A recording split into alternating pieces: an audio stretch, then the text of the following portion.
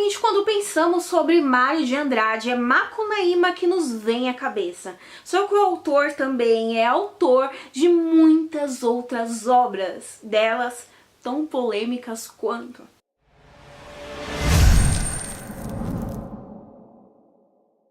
Oi, aqui é a Stephanie, você está no canal Mundos Impressos. É dia de conversar um pouquinho sobre amar, verbo intransitivo do Mário de Andrade. Antes de começar, queria dizer para vocês que eu não sou especialista em literatura modernista, então quando eu faço esse tipo de leitura, as minhas interpretações estão paudadas em muita pesquisa e demais adições.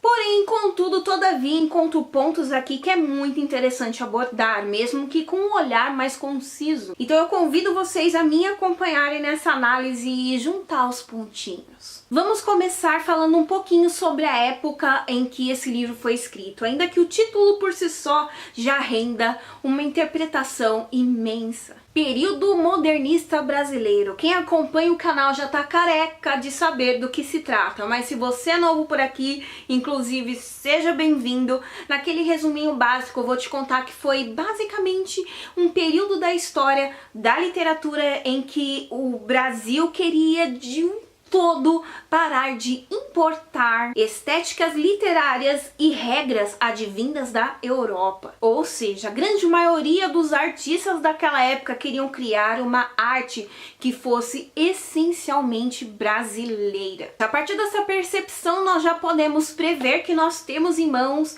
um livro que veio, antes de tudo, com o anseio de quebrar padrões, de quebrar regras e ser original. Beleza até aí? Então continua comigo. Amar, verbo intransitivo, é o título da obra. Esse não é um canal de gramática, mas em uma explicação bem rápida, amar seria um verbo transitivo direto, porque quem ama, ama algo, ama alguém. Ou seja, é um verbo que exige, que pede cumprimento, porque o amor não surge do nada para nada. Temos um verbo que precisa de cumprimento, porque amar não surge do nada para o nada. Tendo isso em mente, a gente percebe que o título já é um tanto quanto confuso, porque se amar exige cumprimento, por que aqui se fala sobre um verbo, uma ação de amar que é autossuficiente? E como se não bastasse essa confusão, a gente tem no subtítulo da obra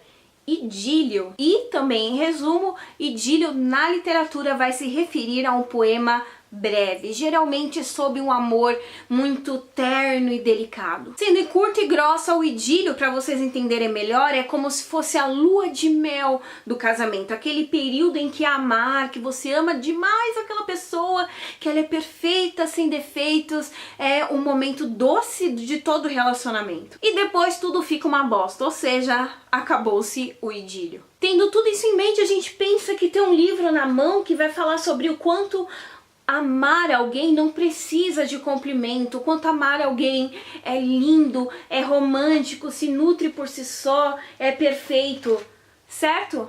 Errado. Porque, como dito no inicinho desse vídeo, nós estamos falando de um livro que foi escrito no período modernista, onde buscava-se, antes de qualquer coisa, quebrar padrões, regras e características já quase que previamente estabelecidas.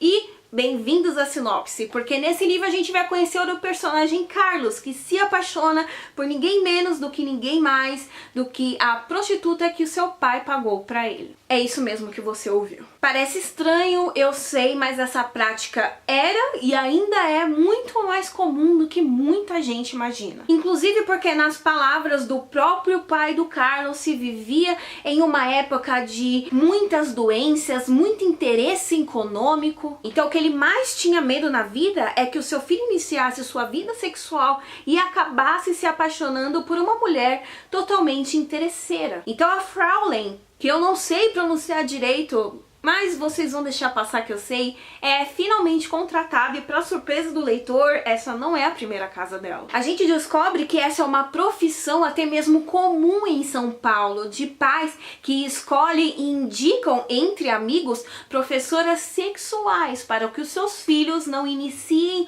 sua vida sexual com alguém que não seja aquela pessoa escolhida pelos seus pais, no maior estilo patriarcal. A sinopse por si só é muito intrigante, mas ainda quando a gente descobre que o Carlos acaba se apaixonando por ela, sem imaginar o que de fato ela é, porque ela entra na casa como se fosse a governanta, e ele se vê tão apaixonado por ela que ele passa a mudar traços da própria personalidade. Inclusive, há muitas análises possíveis a serem feitas do ponto de vista psicológico, e até mesmo ao que diz respeito ao próprio expressionismo alemão, porque a Fraulein é alemã, mas a principal polêmica acerca dessa obra está em uma coisa muito mais simples: as palavras. Lembra quando eu disse pra vocês que esse canal não é um canal de gramática? Pois é, mas eu vou voltar um pouquinho nesse ponto que eu preciso tocar num assunto. Basicamente, o livro, para ser considerado bom, ele precisa estar de acordo com a gramática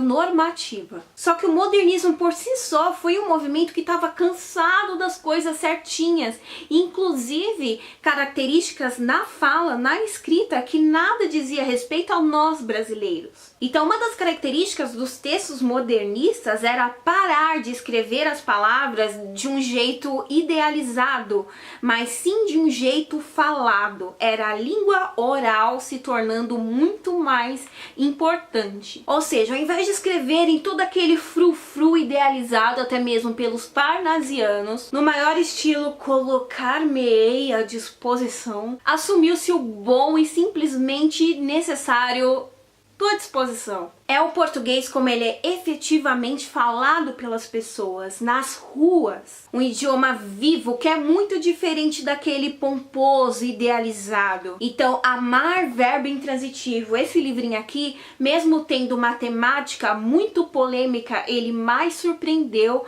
por conta da maneira com que ele foi escrito. E sabe o que é mais louco em tudo isso? O jeito com que, mais do que a temática em si, o que surpreendia de verdade, o que chocava de verdade, era a maneira com que o texto era escrito, como se tivesse absolutamente ok todo pai, porque era uma profissão comum, todo pai contratar para dentro de casa uma professora sexual para o seu filho fazer as coisas de fato, e ela vai para outra casa, mas não pode de jeito nenhum escrever errado. Como eu disse pra vocês, há uma série de análises e reflexões possíveis acerca dessa história, mas o que mais me chocou com certeza é o quanto ele pinta a hipocrisia humana. O quanto as pessoas são cheias de manias, de costumes e frescuras e mimimis, só que por baixo dos panos fazem coisas asquerosas. Os dois estão fadados a não ficarem juntos, o que é óbvio mesmo não se tratando de uma obra romântica. Então todo o título e subtítulo que eu expliquei pra vocês no começo do vídeo, de repente se transformam e mostram quanto eles podem ser ambíguos. Porque de repente todo esse amar, verbo intransitivo, que primeiramente soa como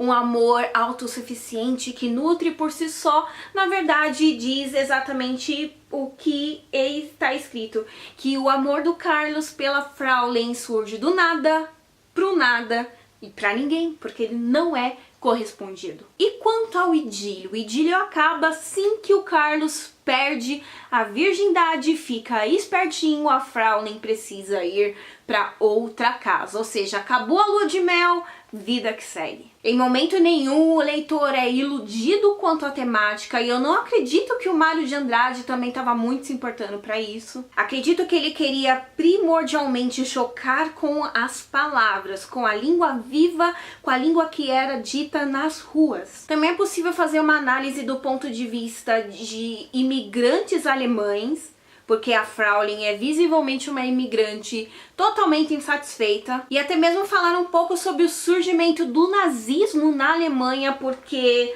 a personagem, a Fraulein em si, traz uns trejeitos fascistas bem interessantes de serem analisados, mas isso daria outros vídeos. Se vocês quiserem mais, me peçam nos comentários. É que nesse eu quero focar em problemas nacionais de pontos de vistas nacionais. Como eu disse, não sou expert no modernismo, não sou uma grande fã, não é uma estética que me enche os olhos, mas eu faço o que eu posso, porque apesar de não gostar muito do modernismo, eu extremamente amo pesquisar e estudar literatura. Então, né, estamos aí.